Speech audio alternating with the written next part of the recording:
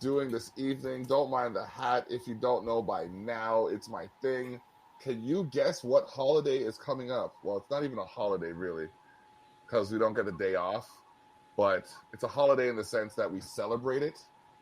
But then I spoke to an Irishman, and he said, "Why do we celebrate it the way we do?" And I don't have an answer for that yet, but I like hats. So, Looks good. so Yeah, no. thank you. Thank you. So, ladies and gentlemen, we have Rafik Guirguis here, the founder of Livestock Niagara. And there's a little bit of time for people to trickle into the show. So, Yeah, no worries. forgive my banter at the beginning of it. There we go. Livestock Niagara. That's my dude right there. You see that? That is. I gotta appreciate DUI. You know what I mean? He's driving under insanity, running the boards behind the scenes.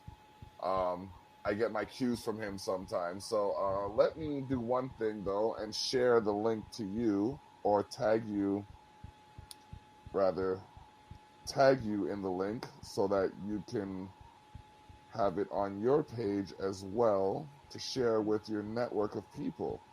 Oh, Now, okay. Yeah, go ahead. I think my Facebook is deactivated at the moment. So okay. Okay. However, I could just reactivate it right now. So just give me a second. All right. Yeah, I don't blame you. My Facebook goes off frequently, and I don't think my network is as vast as yours. Like, I've heard of your name from at least a half a dozen different circles. So, yeah. Oh, jeez. Yeah. So, you definitely have some notoriety where it comes to your craft. Thank you. Yes, no problem. Yeah, no, I tell you, I like kind of disconnecting every once in a while from the social media network. I've been doing this for a long time, and it's I think the whole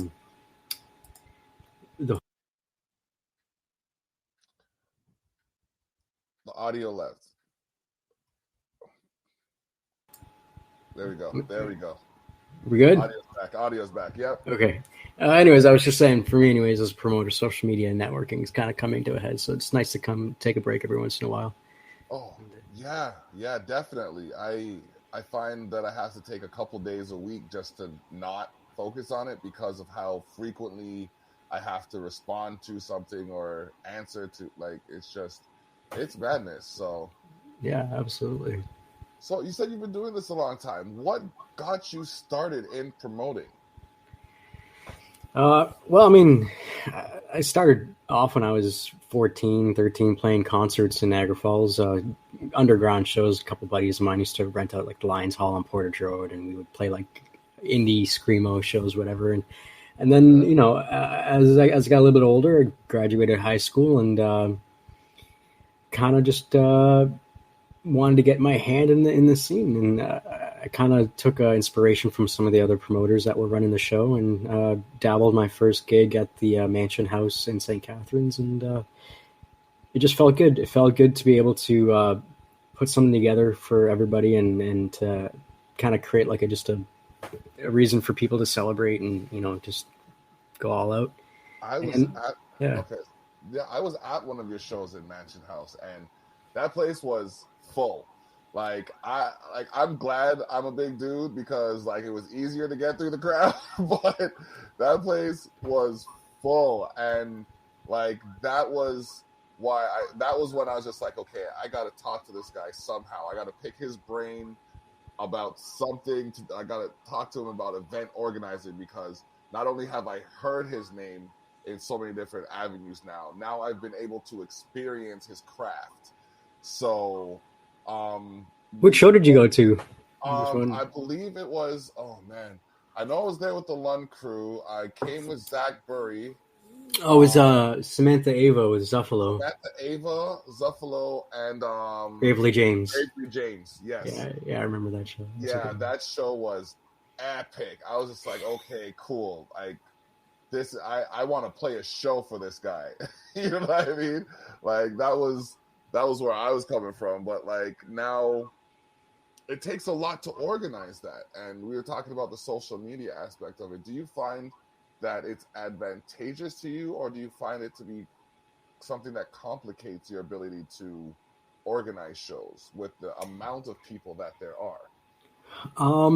It's funny. I think when the algorithms with Facebook and the different networking sites back in the day were a lot simpler, it was advantageous to have 2,000-3,000 friends, and that's kind of what you did, and you networked your way. And I think it still is extremely advantageous to use social media. Of course it is, but it's more of a pay-to-play playground nowadays with Facebook and Instagram and everything. So for me, knowing that the rules of the game that they are the way that it is now, it's not really as necessary to do organic reach the way that it used to, because it's not as efficient. So I mean, it's pay to play, so you just have to put the dollars are where it works. Okay, now that being said, do you find that Facebook advertising helps, or is it the organic aspect that you rely on? I think it's a little bit of both. It's a balance. Definitely, I mean, absolutely, you have to spend money on advertising. I mean, for a long time, I kind of battled both sides of the argument. You know, I tried to do the organic thing, and it worked really well. But then you can only go so far with the grassroots movement. You have to you got to add fuel to the fire at some point in time to keep things going. Okay. And nowadays, groups are hot, like Facebook groups. As opposed to actually like the Facebook page itself. And that seems to be where a lot of organic growth seems to be happening nowadays. Okay. All right. That's interesting to say, because I found, and it doesn't take a lot to make an imprint, but if you do it frequently, I find the trenches are dug better for the development of, that progression. So, I found that when I was throwing money at my promo, it was turning out better than when I was just doing it organically. And you're right in that regard. It's just, where do you find, do you put it towards the product? Do you put it towards a link? Do you put it towards a promo? How do you put it towards all of them? What do you find to be your formula for success? Advertising and marketing. Interesting. Okay. Well, for I mean, everyone's formula is different. It depends on your demographic and what you're working with. But for me, I found that I built my community base through grassroots movements and through just local initiatives. But when it came to advertising, I would advertise things that had a call to action that led to leads to my website, or to something that generated a sale of some kind. Because if you're going to spend money, it's got to make sense in terms of an ROI. So it's got to make money at the end of the day. So if I'm going to spend $30 on an ad, I usually spend a lot more, but let's just say whatever, you spend $30 an ad. Yeah. You want it to be eye-catching, you want it to be attractive, but you also want it to tell people to do something. Like, why are they watching it? What do you want them to do? You want them to go to your website. And once they're there, you want them to do something else. You want them to buy a ticket or subscribe or whatever, right? And that's the ROI at the end of the day. So that's the efficiency, because you use the organic aspect to have the interpersonal component of the networking and the marketing, but then you use the advertising dollars to actually generate revenue with what you're doing. Okay. Now this is something that I think a lot of people are going to benefit from hearing when they get back to it. But what do you find to be an integral part of maintaining your momentum during this pandemic? I'm not gonna lie to you, man. I've been laying low personally. You know what? With all that you have done in the previous year or two, I don't fault you. But I don't doubt that you have some kind of something in the works. Yeah, there's always something brewing in the back of my head, but it's been nice to lay low. But I mean, from taking a note from people that have been, like Revive the Rose has been doing a great job maintaining momentum. Roadwave is My Son the Hurricane. A lot of these bands have been basically, they've been really diving deep into the online medium, which is a vast resource of huge demographic of people that you can reach out to. And Revive the Rose, for example, has been releasing online content every single day. If you go to their page every day, 7 in the morning, there's a post. That's just the way they do it. There's always a creative post of some kind. They've hired a videographer that follows them around, and they're just producing content. And that continual content is a really great way to maintain momentum. And also doing things like what you're doing, which is reaching out to other influencers and kind of just strengthening the social network that you have going on. Okay, all right, yeah. And speaking of other influencers, we were supposed to have Ryan and Jill Lunn on today. Life happened to grasp them today. It happens from time to time. We have our gremlins here at Exposure North and the Savage Circle, and it's just one of those things that happen. But I want to talk about them for a little bit. I got my Sure, let's do it. You can't really see it it's right here. Boom, my Lund Crew T-shirt. That's like my trophy right there because again, they were another group that I heard of doing things prior to me. Like I'm new to Niagara. I was born out here, but then we went down to Toronto for a bit, lived in the big city, moved out to Durham, then came back out here with my family. So, there was a little bit of learning that I had to do when I came back out here because there's learning that I had to do. So, knowing my family was involved in the entertainment business, my grandfather had a club out here, my grandmother ran the folk art stuff. I was in that stream of things, but then I realized it had changed. So I learned from like Ryan and Jill what venues there were and the styles of music that they kind of liked, and I was able to actually piggyback on on what they were doing, and it's really awesome the way they're family oriented kind of thing. Like I felt like part of the group as opposed to someone trying to fit in. You know what I mean? And I'm sure you know what I'm talking about because I remember seeing you at one of their shows as well. And it was just like everybody was kind of connected in so much as like there were people. Yes, there you go. Check out Ryan Lund on Instagram. But there was it was just a connection that was there. It was like, okay, we all knew Ryan and Jill, and they opened the gates for us to meet each other. Like I met Gravely James at one of their. Actually, that was the first time I performed for them at a Gravely James concert. All right, when Gravely James. Really? Gravely James. Okay, give you a bit of the backstory. I was in Niagara Falls doing a podcast with Dylan Weber, who runs Weekly Words. Got to shout him out because he was on last month's Culture Shock magazine. So I called Chronic Spirit, who I'm sure you know, Jake Williams, and he was in Niagara Falls at the same time. So he invited me out to what was a Lund variety show in the Falls at Taps. So I finished the podcast, got over to that show, and I was just like, I went there to watch. So Zach Burry was there with Chronic Spirit, and then they introduced me to Gravely James. So Chronic told Gravely that I could freestyle. So in doing that, he was like, okay, well, I have this song that I want to finish, but there's this part that I just have a riff for, and I don't have any lyrics over it. So he played it for me, and he wanted me to freestyle. So I freestyled over it. So he went over to Ryan and Jill and said to them that he wanted me to go on stage with them. So I went on stage with Gravely James, like the first time I met him. What a humble dude. We performed Subaru Hatchback 2004,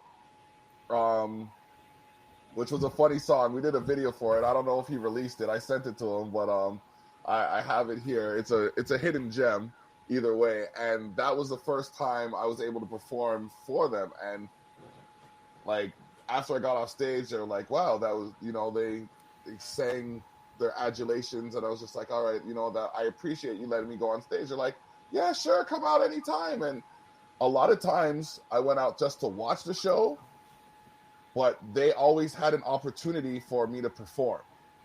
And I think it was because of them, in part because of them, that I had almost a 2-year performing run out here in Niagara, where before that it was hard to even get someone to, like, by the time I said the word hip hop, you know what I mean? They were looking in the other direction. So like, I want to give a shout out to the Lunds for, you know what I mean, making opportunities possible. And yeah, the story behind this shirt is, when I got it, I wore it every possible way except for as a proper t-shirt.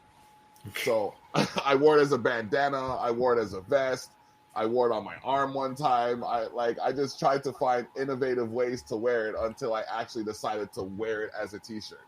So yeah. But enough about me. What do you look for when you are putting together a show? Like, what do you look for in an act?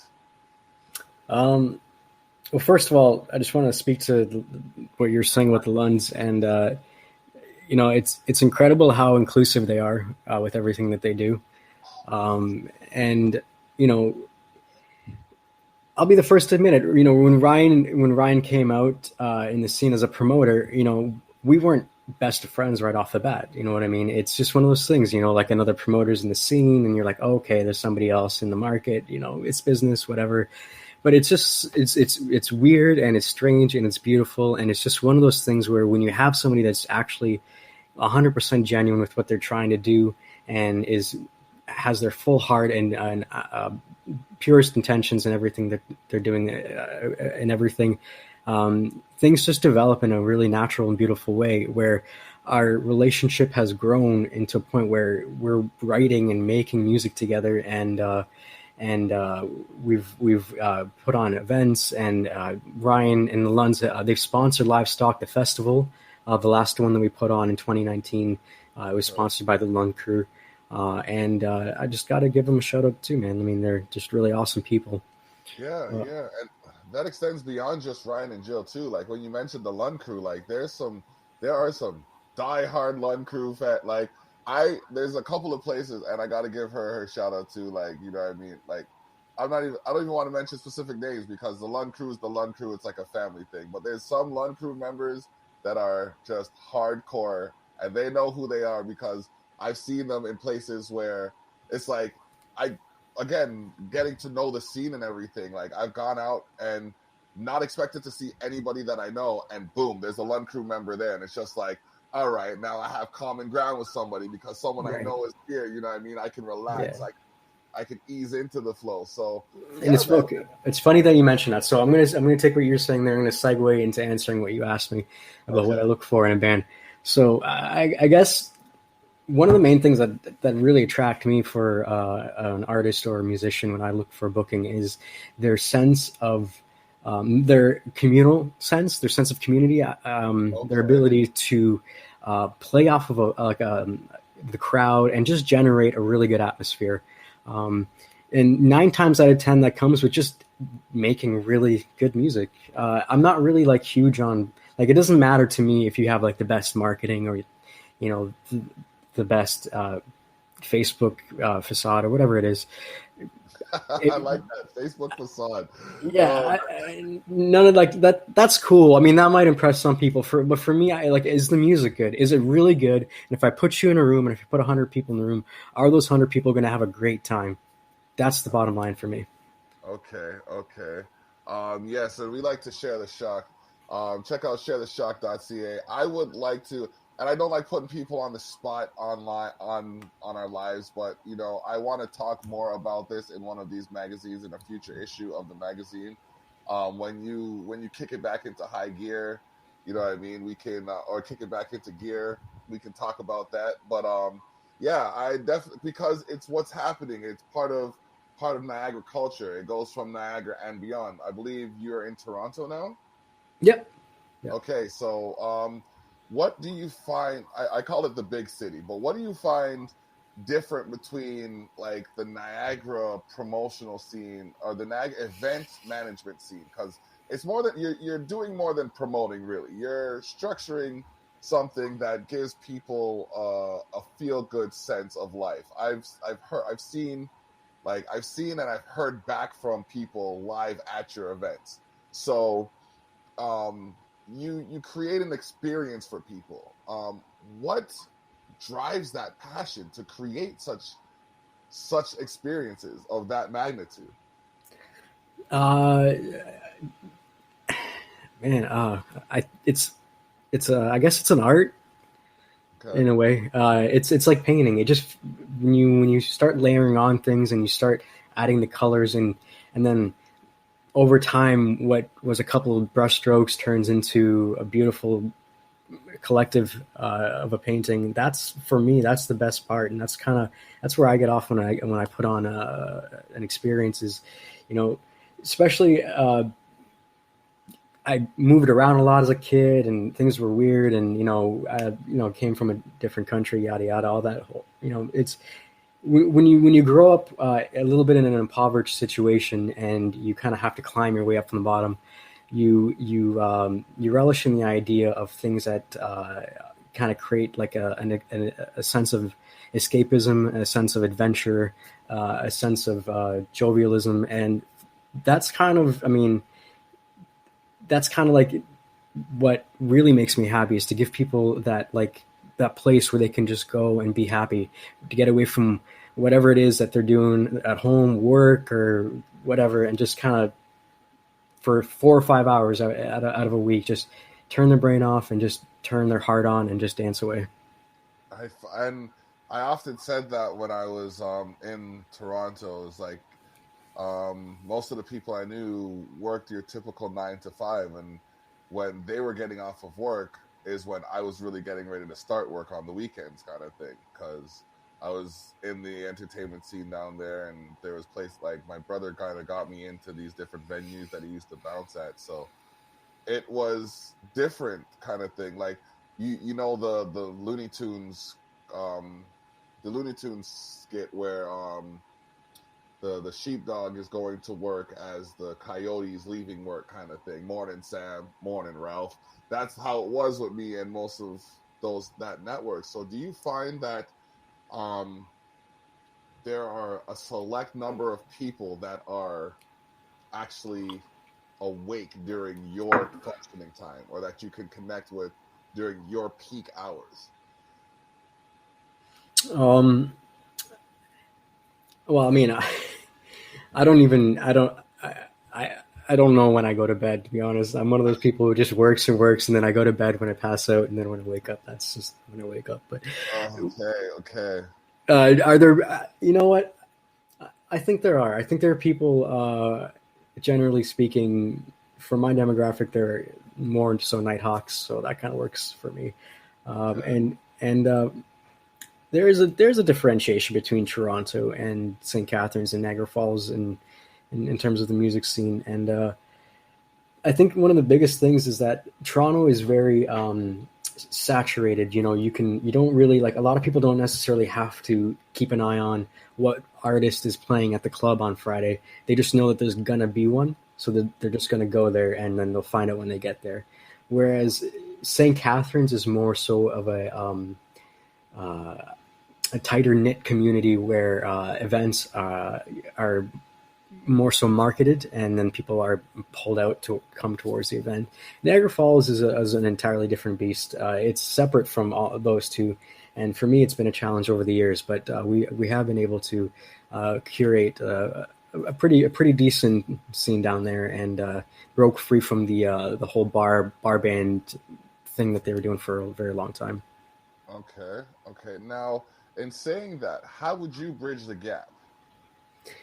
Well, that was one of the main reasons why I created Livestock at the time, was to bridge the gap between St. Catharines and Niagara Falls. And what I did was I used Niagara Falls grant funding to create this music festival. It had multiple stages, multiple acts, and I used the funding to make the event free to the public in Niagara Falls. So it allowed the people from Niagara Falls to be exposed to an entirely new construct or event or whatever. But a lot of the bands that I booked were from St. Catharines. Okay. So it brought the bands from St. Catharines into the Niagara Falls downtown core, something that they had never really done before.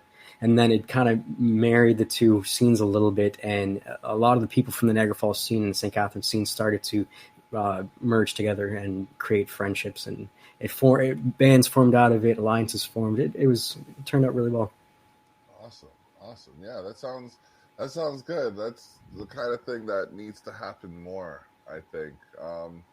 There was a bit of a divide from what I was looking at for a while, and I've noticed more lately that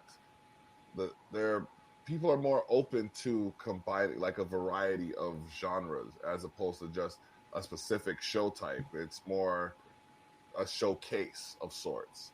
Yeah. Yeah. Now, Yeah, absolutely. And Mate's is killing it with their Thursday night open mic night. If you ever get a chance to check it out, like 6 o'clock to 11 o'clock, and, every Thursday at Mate's in St. Catharines. Okay. In the post-pandemic world, anyways. Dude, it's like you have to sign up for the open mic night like 4 hours in advance because it gets booked up absolutely full every Thursday, packed in there, and you will see every single different color and variety and just whatever of music that you can humanly imagine. Every single different kind. You got slam poetry, you got folk music, you got it's crazy, and it's beautiful. That's awesome. I think I've stopped into Mate. I think that was another place I've seen you perform actually. Yeah. I've seen a couple of your shows, so it's interesting to speak to you because again, like the way I've heard about you, it's like people speak very highly of you, and I want you to know that as well. Because wow, thanks, man. Like a man who's of your nature, who's humble, and your character matches your skill set. Don't often get your praises sung because you're not out there tooting your own horn. So like. This is definitely an opportunity for me to talk to you about some of that. And like I said, I've heard about you, I think at least 2-3 years before I actually bumped into you at Mansion House. And then I just kind of said, good show. Like, this is a great show you're running here. I see you're busy, but you know what I mean? Like, just keep doing your thing. And you were just around, like, you were just everywhere. Like, and it's like, our paths crossed so many times, but you're always doing something. I'm just like, this man is a machine.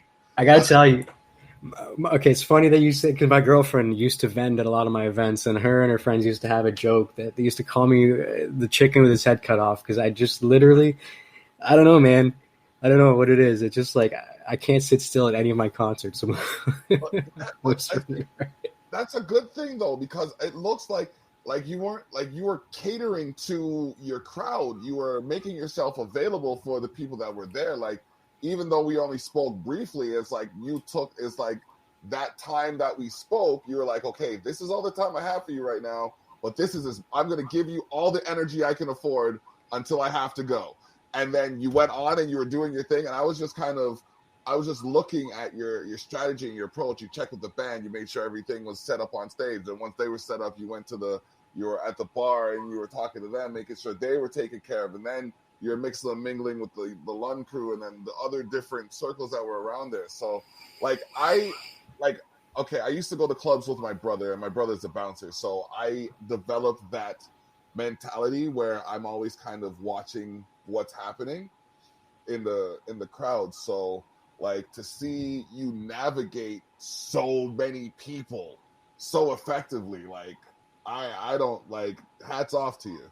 And I'm wearing Thanks, two right man. now. Thanks, man. I that means a lot. It means a lot to hear that. I don't know. I don't it's weird. I don't really think about it.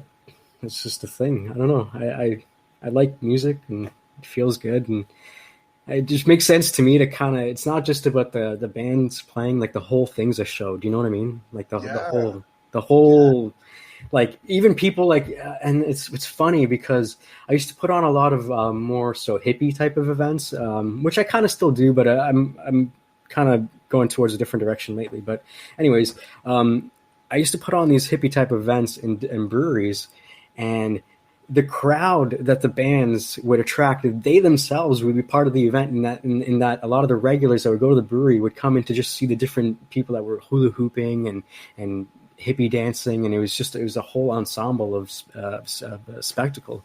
So I Yes, think that's part. Yeah, sorry. that's definitely no. That's exactly the term I would use. It's a spectacle.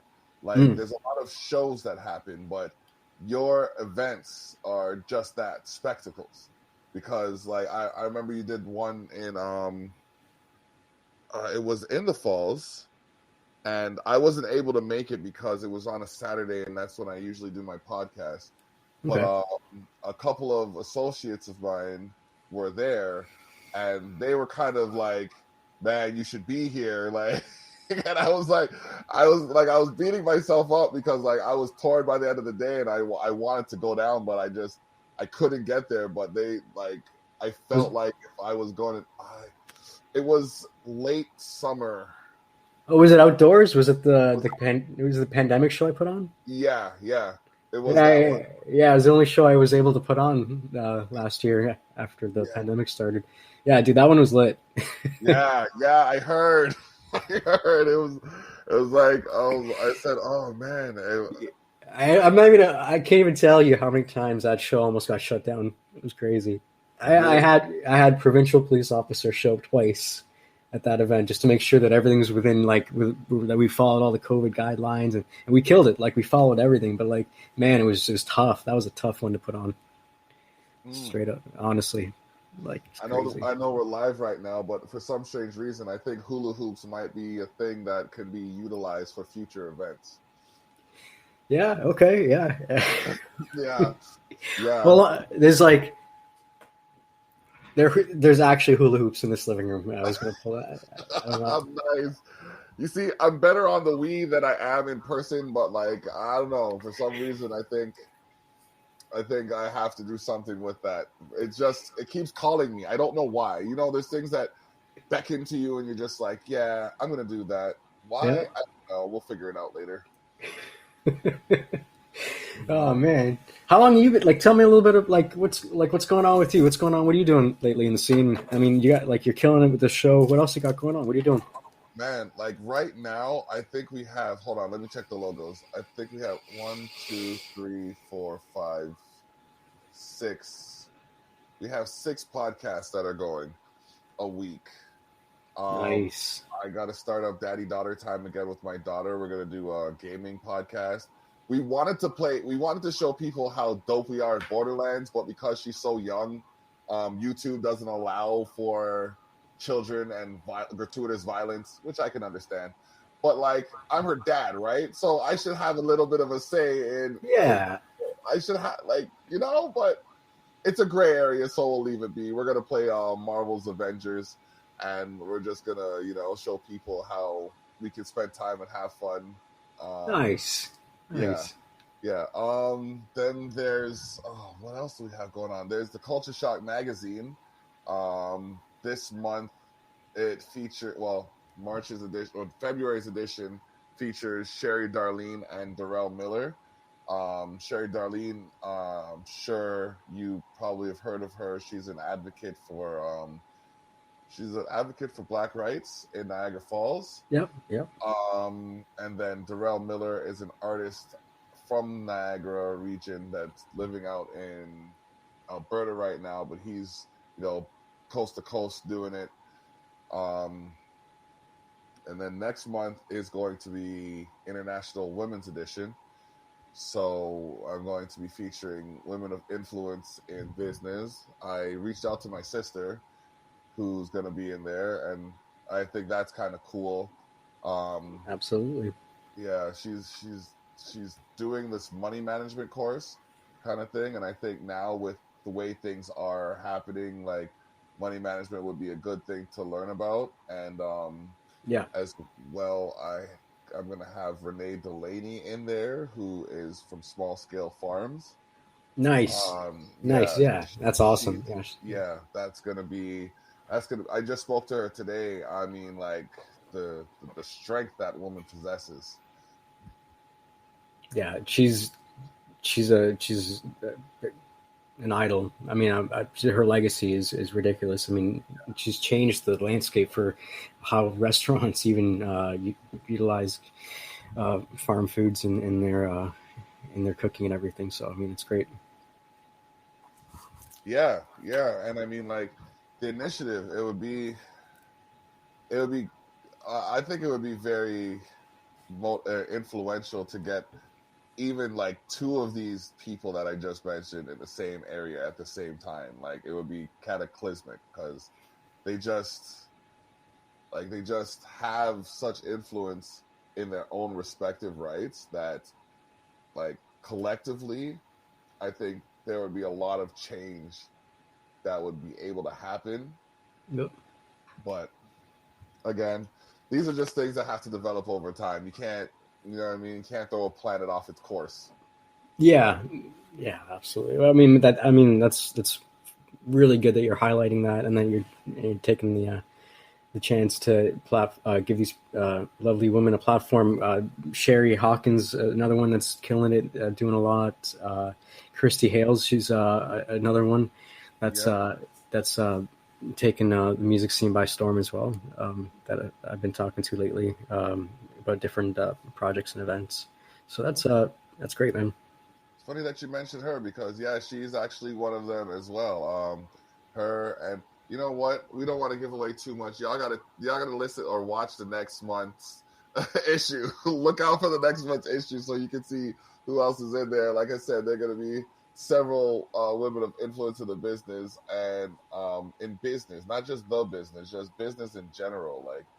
I think in part I'm doing this for my daughter too, so she can see that you don't have to be your typical stereotype. You can be whatever you want to be, and just as long as you're doing good. I tell her before she goes to school all the time, be good, do good, and good will find you. Absolutely. Amen to that. Yes, thank Absolutely. You. And I just hope that's all I hope that she can do. So like in highlighting these women, I'm showing her that there are different avenues that you can take. She right now is a creative herself. She went to school in her cosplay uniform the other day, and I was just like, she woke up one day, she's like, "Can I go to school in cosplay?" I'm like, because I thought for a minute, I'm like, okay, I don't want to restrict you, but like, that people aren't going to receive you as well as you intend to come across, right? She's like, right. Yeah. So I said, okay, cool. As long as you know that, then go ahead. And there were a couple of kids that grabbed her wig, and I was just like, the daddy senses were just like, but I was just like, no, she has to. She got it. Exactly. Yeah. She got it back. So, so I was just like, I was more satisfied with that than I was angered at the fact that people were grabbing it. But, they got to develop. So, you know what? I grew up in Austria, and there's a gentleman that ran the apartment building that we grew up in, and I used to play in the backyard, and I used to always mess with stuff. It was just like a shit disturber. I broke a church window with a rock one time. I don't know, a bunch of stuff. Anyways, but I was outside playing with his hammer, and my dad came outside, and he lost his mind. He's like, Rafik, I was 6 years old. He's like, what are you doing with the hammer? And then the church, the apartment building was attached to church. I forgot to mention that.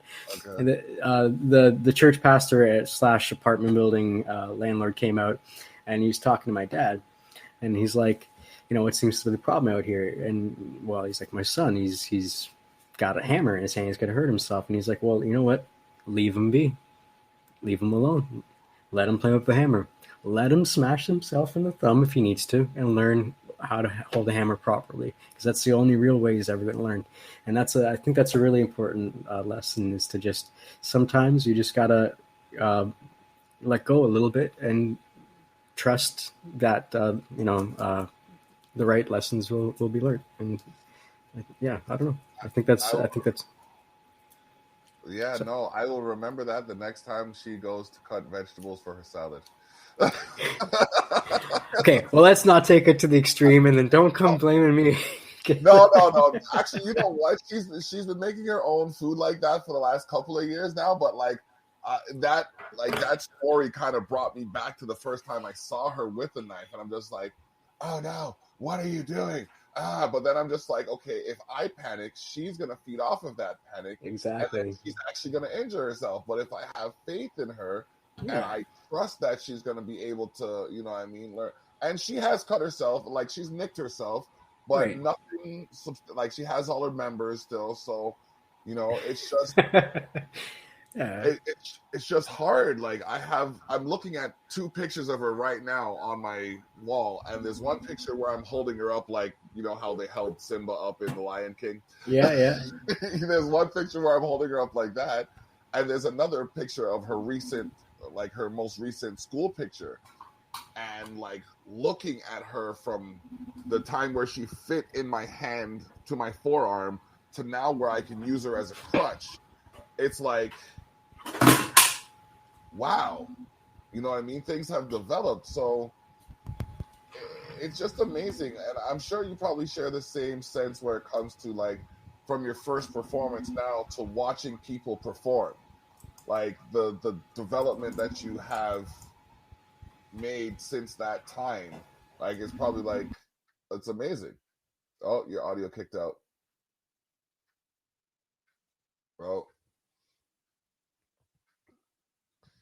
he froze on a smile. All right, we got DUI in the building. What's going on? No, nothing much. Just waiting for him to restart. It looks like is what he's gonna have to do. Yeah. Livestock Niagara. Look it up on Facebook. Check them. Check him out. He's doing some serious things. He's taking his time now, but you know, there's always, you know, like hardworking people often don't take the time to relax for themselves that they need. No. I sit here. I wake up at like 2 o'clock in the morning, 3 o'clock in the morning. I see a message like, "Look what I got." I'm just like, "Bruh, don't you sleep?" No. Last night I went to bed at 4 a.m. Oh man, yeah, man. Give it a look of the. Here, we'll pop it up. This is the. Yeah, we got LG's cooking happening this Saturday. Oh, the phone died. Okay, plugging back in. Wait for him. That's good. We're good. Yeah.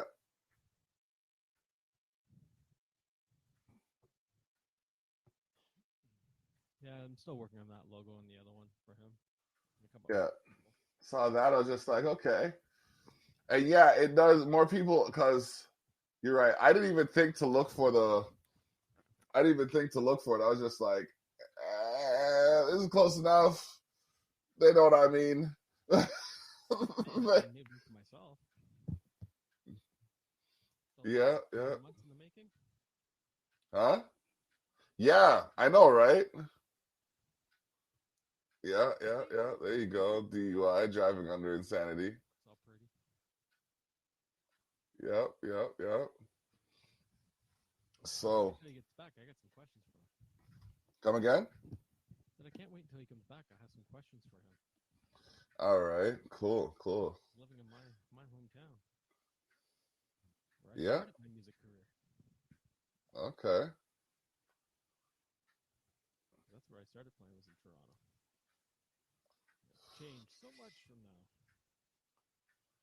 Yeah. That's where I did my first show. Yeah.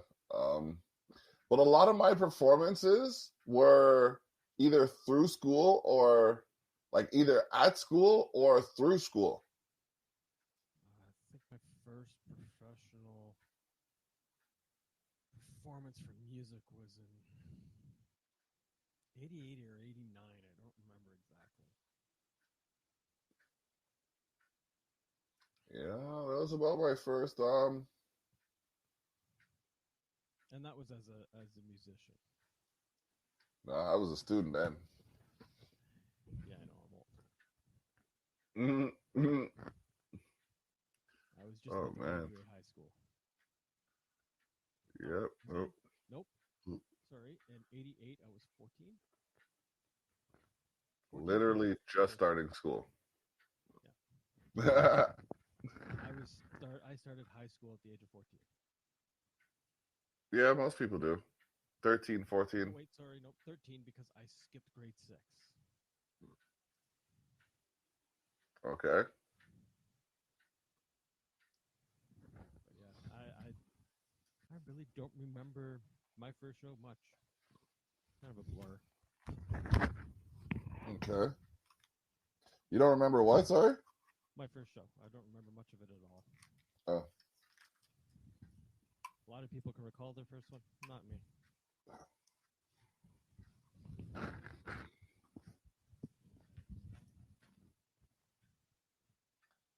Okay, so if you could tell me what the next holiday... Oh, there we go. Oh, I see something. There we go. All right, he's back. Okay. We don't have your audio.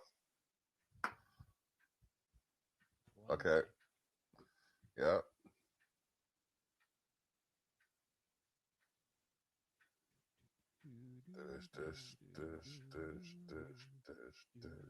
I love how we both just went into like random song.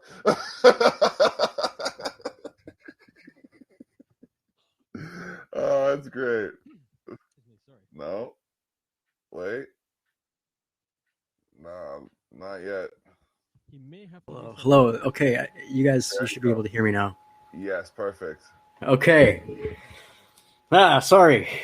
Oh, don't worry about it, bro. We just take that as we were getting somewhere good. Sorry. Where did we leave off? I believe. Well, I was just talking about some of the stuff that I'm doing right now. Jay went over some of the. We just talked about the new logos that Jay made for himself and LG's cooking show, which happens this Saturday between the hours of 2 and 4 o'clock. Yeah, it's his birthday this weekend, so we're gonna be cooking what? Well, I don't know if he's gonna be cooking as much as he's gonna be, relaxing and enjoying the time. So, partaking in the eating. No, I think he's gonna make the fried dumpling and corned beef. Oh, nice. Yeah. So, that sounds delicious. Oh, Casa Loma. Yeah, it's Oh, okay, right on. Yeah, we moved here 3 months ago now because my girlfriend got into George Brown, so we wanted to locate near the school. Yeah, thanks, man. Yeah.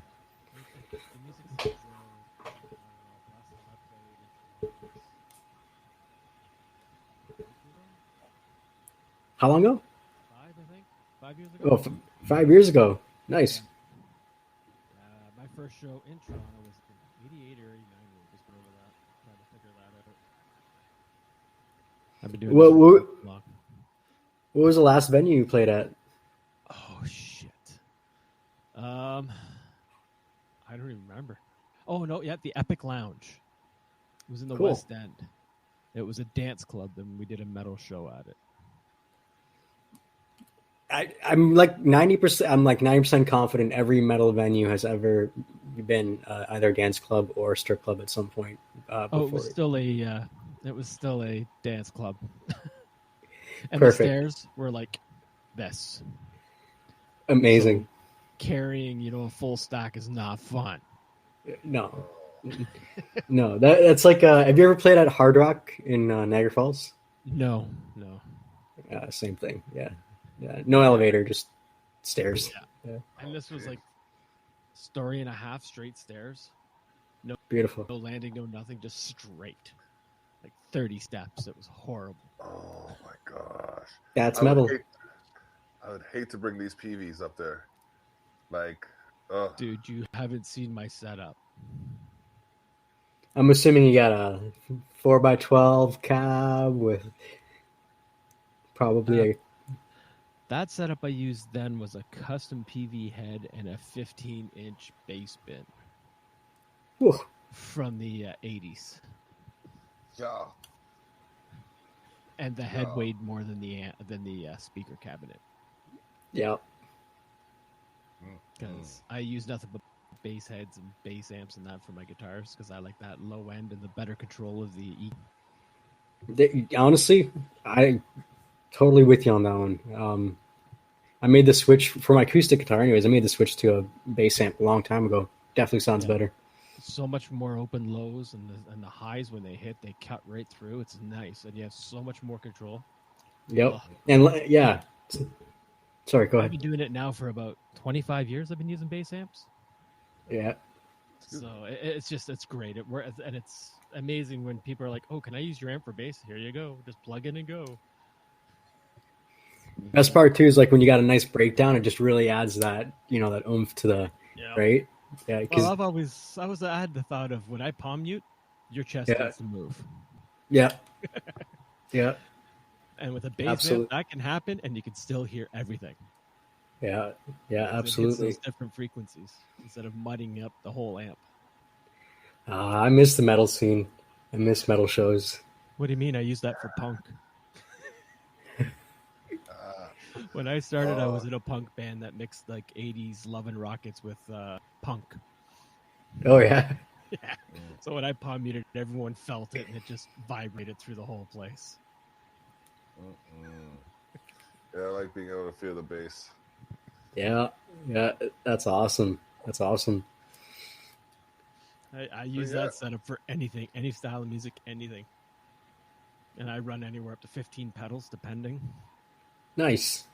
Now, do you have a particular setup arrangement of pedals that you put them in an order, or? I have a pedal board that goes through the front of my amp and a pedal board that goes through the effects loop. Okay. So okay, cool. Now I'm running, let me see, 1, 2, 3, 4. 4 distortions through the front, 5 distortions through the front. Mm-hmm. And then another 4 through the back. Cool. And I don't run reverb or anything like that. Oh, okay. Really? I'm a very, very dry. I use the distortions and string manipulation to make my sound. So do you use a sustain pedal then, or do you just cool? Oh, really? I have no real. Yeah, I have an EQ pedal. That's it. That's awesome. Yeah, man. Just pedals into a tube amp. I think that's, dude, that's great. Like, because it's so much more, in my opinion, anyways, raw and authentic. The sound that like you're making. You got to control it better. Mm-hmm. Mm-hmm. It forces you to be a better player.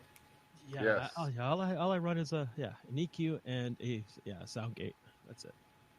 Nice. And all my distortions, different combinations, different setups, depending on what tone I want. Right on, man.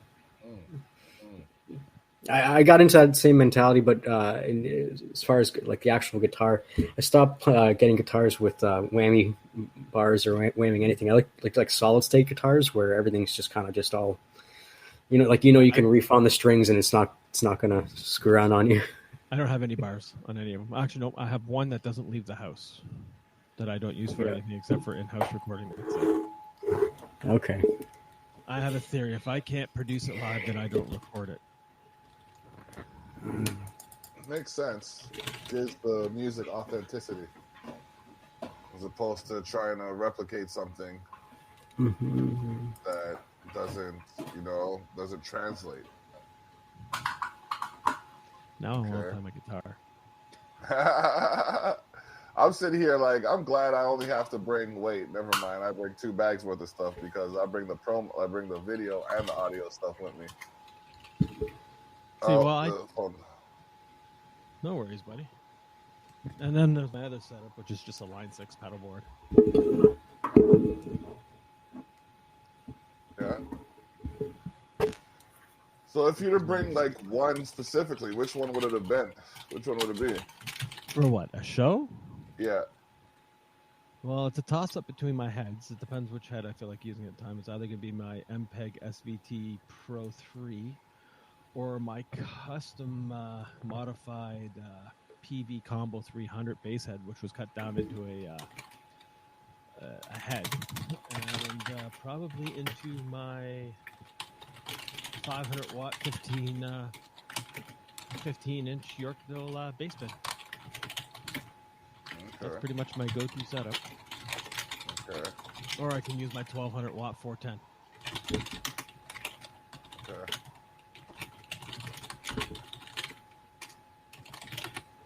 Okay. No worries, buddy. You can still talk. We can still hear you. Yeah, we can still hear you. Oh, you can still hear me? We can still hear you, man. You can still talk. Oh, that's awesome. Yeah, let's just do All we that. have is picture. There's just a picture of you up. Oh, okay. I had no Yeah, idea. I was That's wondering where that typing was coming. I'm like, he's typing furiously. Then I saw Jay's hands up. I'm like, well, he's not typing, and I'm not typing. okay. Well, yeah, no, I'm No cool worries, with man. staying. We're not worried at all. Yeah, right on. That's You awesome. worry about stuff, you end up grayer than I am. Oh, geez. No, you're doing great, man. Get it? You're doing great. Great. Bad joke. I don't know. Never mind. Great, I get it. I got it. Uh, 4 daughters. I earned every single gray hair. Oh yeah, yep. So yeah, all right. So you're still here. This got the picture of you up there. Ooh. So yeah. Was there anybody that you wanted to shout out or thank for influencing or directing you to the point that you're at right now? Absolutely. There's quite a few people, honestly. It's well, first of all, I gotta always give a shout out to Taps. I mean, they're the kind of if it wasn't for Taps, I wouldn't have had the platform and the home base and the support and the financial backing to grow livestock to where it got to. And so huge shout out to Eric Martin, the owner of Taps, for always believing in me and always giving me an ear to listen to my crazy ideas. And also got to give a shout out to the Lunds. Like we said earlier, Ryan's and Jill are huge supporters of the music scene and hugely inclusive with everything that they're doing and very supportive, and that's awesome. And some of the band. Oh, wait, I think I got the camera up and working. Oh, there's a computer. I see a computer. Haha. All right. Yeah. I don't know how long this is gonna last for, but okay. And there are a number of bands that I've been working with over the years, like Road Waves. G from Road Waves, he's a buddy of mine, and one of the hardest working musicians that I know in the scene. This guy just every minute of every day. Before? Nope, no, it's always been called Road Waves. Yeah. No, this kid's on his guitar every single minute of every day, trying to up his game, and have a lot of respect for that. And Guitar is an instrument that will beat you back if you don't use it every day. Yeah, absolutely. You got to reinforce everything you learn, and he's ripping scales. He's playing, always pushing beyond his capabilities to expand his repertoire of songs he can play. So it's really cool to see. That's dope. That was the first place I ever played in Niagara Falls too. Taps, yeah. I've only been here 10 years, 11 years now. Were you there for the Q Club days? No, I opened up the last Wretched Fest that happened. Okay, shit, Green Jello. Yeah. Oh shit, who was putting that one on? Band. I'm trying to remember. Andrew Timpero. Was it Andrew's putting it on? Yeah, and Joey Glacken. Yeah. Okay. Yeah. Shit. Yeah. Okay. Yeah, the band I was in, we were the opening act for that show. That was a long ass fucking day. I think we were there 16 hours in total. I think I remember that show. I was not leaving until the last band finished, played, and said hi. That was the same show where they had like a whole bunch of like people in different costumes running up on stage, Green right? Jello. Okay. We Is that their act that night? Yes. Yeah. That's Bill Manspeaker's thing. Yep. Being the shittiest band around, and all those costumes are made out of duct tape. He has them sitting in a coat. Yeah. And they're around the world in garbage bags and totes. I remember he had the whole crowd chanting "Green Jello sucks" for like 10 minutes straight. Yep, and then the post to make sure they stopped at midnight. Yeah, that's right. Yeah. That's amazing. We broke the stage. Yep. I remember that actually. There's Eric with all his carpentry tools the next day, fixing the stage. Yep. It was awesome. It was a hell of a day. That's awesome, dude. On that show. That was a good show. There was a lot of bands. Yeah, man. I can't wait to get back to shows, man. I like it. Honestly, I think it's going to be huge. What do you think? You think events are going to be big when things open up again? Oh, Depending on man. the area. If like if conversations like this happen directed specifically at an event, yeah, I think there's going to be something, because I know I have something in store. I just have to get, like, I want there to be at least able to hold 100 people outside, Okay. and then I can start working on something. But like, it doesn't really make sense unless I could have 50 to 100 people there. Right. I think I'd probably work with the 50, even if we're allowed 100. But like, if I start at 100 and then 110, 112 people want to show up, then that's an issue. But if I start at 50 and then like 75 people want to show up, then I have that wiggle room, Yeah. kind of thing. But it's going to be something where everybody gets something for, like, a memorabilia of some sort for their admission. So There's a it's going couple to of be bands I interesting. can't wait to see. Oh, Yeah. yeah. There's a couple of bands that want to do a show when things open up. That's one of them. Effects May Vary. They're going to be guys are live. great. They're going to be live on the Savage Circle this weekend with Our buddy from Cleveland. Dispel. Scott from Dispel. And we have an exclusive, but I'm not going to release any information. We're not going to talk about it yet. We're not going to release any information about that. But we'll go back to talk about Livestock Niagara, because, you know, I love the way that works. It's just, it gives it that professional je ne sais quoi. But just like you, we don't stop working either. Yeah, man. Always trying to improve. The road to success is always under construction, and Always. you know what I mean. So how do you feel living in Toronto? I like it. I like it. It's always something going on, which is cool. And I like being around a lot of people. And yeah, it's fun. I wouldn't live here on a long-term basis, that's for sure, but it's cool for now. I lived there for 26 years before I went. It's time to leave. 26 years. Oh, I was born and raised there. Holy shit. Yeah. That's awesome. We left when we were 26. It was time to get out of there and raise the kids somewhere else. Yeah. What was it? I lived at Danforth and Danforth area. Okay. Not the best place. Yeah. I've come to like notice about Toronto. There's no like good part and bad part. It's just like pockets. Yeah. You know what I mean? Yeah. And just like avoid this area, but just like if you can walk around it, you'll be okay. It's like you could go to the Malvern Town Center, but you don't want to go to Empringham. Yeah, exactly. It's like Saturday at 2 p.m. Avoid the town center. Oh my gosh. Oh yeah. You know, yeah. Like I grew up at Birch Mountain Finch when I was a kid. Then I moved down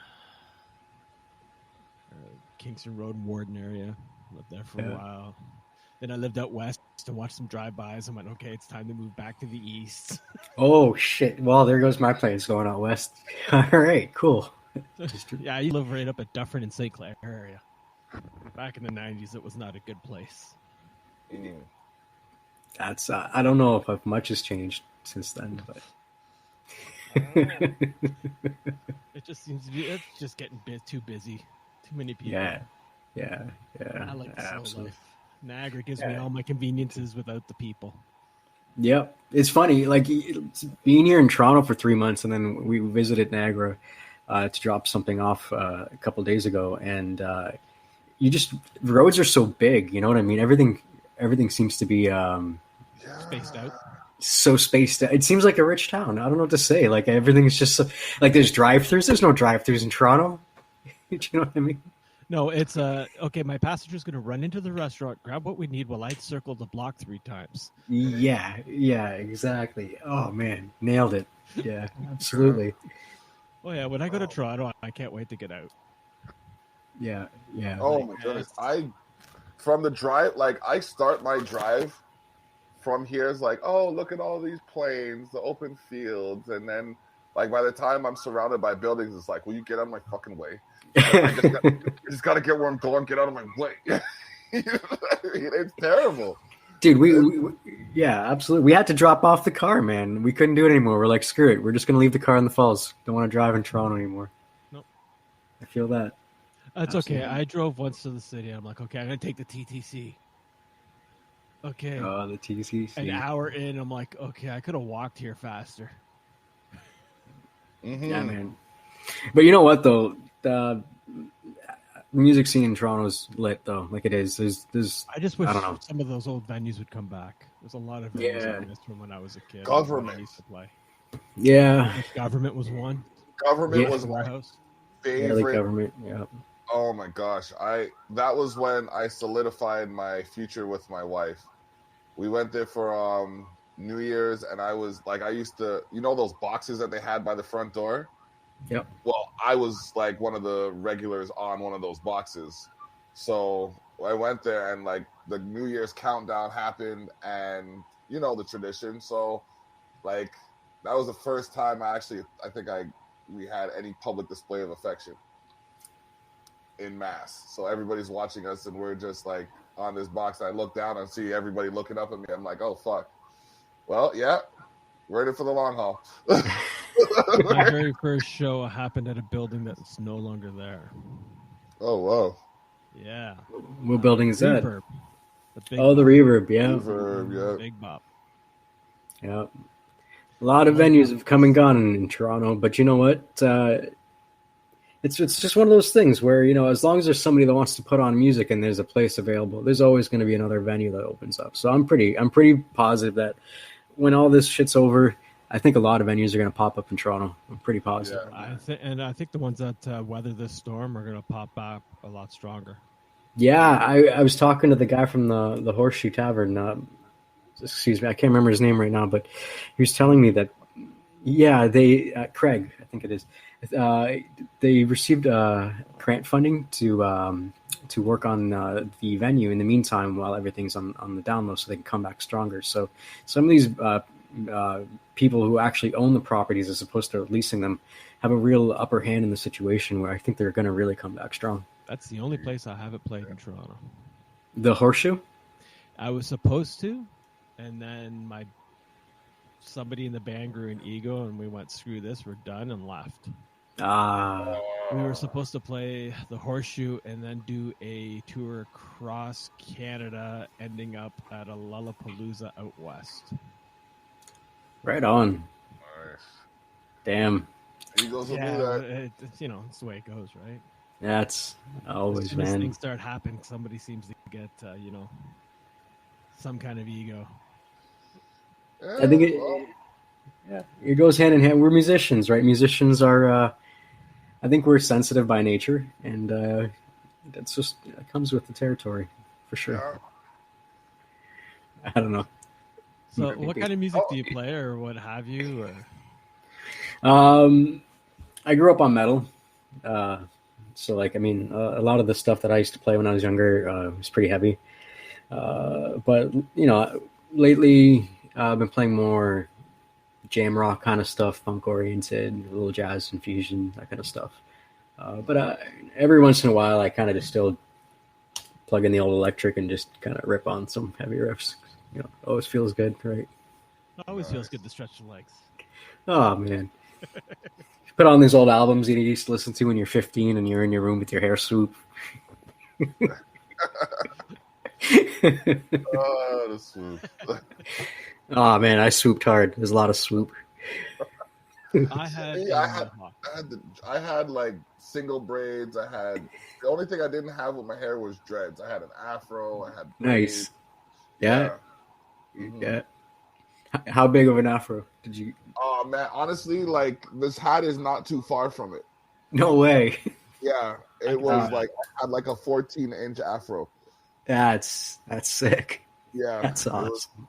It was, but like it would condense to look like it was like 7, but when I pulled it out, it would literally be like when I blow dried my hair out, I looked like fucking a Puma. Right on, man. It was just like I was gonna say play. Who? That's awesome. Kid and play. Could have. I'm still Yeah. okay. I'm still here, by the way. It's all good. Yeah. Okay. No worries. Okay. No worries. So yeah. What did you have any questions of us before we sign off? Oh, well, I just I want to know, like, how long have you guys been running this show for, and what's your main focus moving forward? Like, what's your big focus for the next season? Well, this show I've been doing for this is the 84th episode of this show. And, I was doing it for like 75, 77, something like that. And then I met Jay while we were doing the Savage Circle, and he's come on to kind of help with the behind the scenes, and he'll have questions that keep the conversation going, so he'll pop in. Okay. Yeah, the idea for this show specifically is to get to know the personality behind the industry. So, like, you as an event planner and list of other things, we want to know, like, talk to you as a person, because, like we were just saying, sometimes ego gets the better of people, and they think they're too good, or they like to. They're high-chested, so to speak, in the sense of they're haughty and they don't like to. Yeah, absolutely. With humility. So, like I said, with the way you were promoted by people and the way you conduct yourself now, it's like I not only appreciate your time, but like see that there's a humility to you that I wouldn't have guessed based on how highly people speak of you and knowing the nature of ego. You know what I mean? So, wow. Yeah. Well, thanks. Yeah. No problem. Thank you. Thank you very much. There's only a handful in Niagara Falls that do promotions. Definitely. Yeah. Well, I mean, like we're a family. Do you know what I mean? Like we're a very tight knit community. I mean, we all know each other on a first name basis. Like everybody in the scene knows each other on the first name basis, and we've all grown up together. We've all had wins together. We've all had losses together. When Candy Burns passed away this year, and when Jordan Rutledge passed away last year, and like these are all big players in the scene that that we were all friends with, and we can all connect on a lot of different levels. So, I think it's one of those things that regardless of where people are at in their journey and egos and everything else, and we all know that it's kind of. It's part of the music industry, right? It's just the kind of the way the beast is. But the cool thing is about Niagara is that we do have that common ground that connects us all, and that, like I said, we do all know each other. And when we see each other at a show, we're all cool. I don't know how to describe it. It's a very unique scene, and I'm really thankful to be part of it. Yeah, definitely. So I have one more question. Yeah, go for it. Now since you're in Toronto. Yeah. And once everything opens up and you get to see the bands and that there, you going to try and help pull down some more down to this area for them to come visit us? Absolutely. There's a lot of great bands in that city. Yeah, man. Like I've been working with Toronto bands for a long time, and I've brought down quite a few bands from Toronto, like the Honey Runners and Zuffalo and I can't remember this.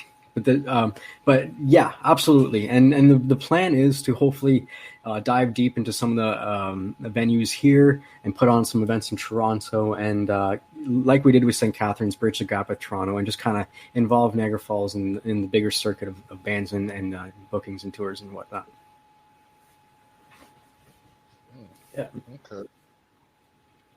Okay. Yeah, so, by the way. That's dope. Speaking of bands, and we shouted out somebody. Our man is watching yeah. Cool. Oh, Dispel. What up? How you doing, Scott? Look forward to having you on Saturday. In between L's Cooking and the Savage Circle. Oh man, it's gonna be dope. It's gonna be live. So, we want you to come back whenever you feel like you got something you want the people. You know what I mean? When you start planning your show and you have the details that you want people to know, let us know, and we will definitely be an avenue for that development. Thank you very much, and I really appreciate what you guys are doing. Thank you very much. No problem. No problem. Right on. Yeah, man. That's great. Yeah. I you know what? I'd keep an eye out. I'm pretty sure another one of those pandemic concerts is underway. So, Yeah, well, I know where you can throw one right now that they're actually in green. oh yeah? Yeah. We're gonna have to talk behind the scenes then. Or no, go ahead. Yeah, go ahead. Actually, wait. We can. No, we don't want everybody to know the good stuff. So we gonna close this out. Ourselves a little bit of a conversation quick. So thank you for tuning in, everybody. We appreciate your time. For DUI, Rafik Guirguis of Livestock Niagara. This is The Block saying, bless up, or even be good, do good, and good will find you.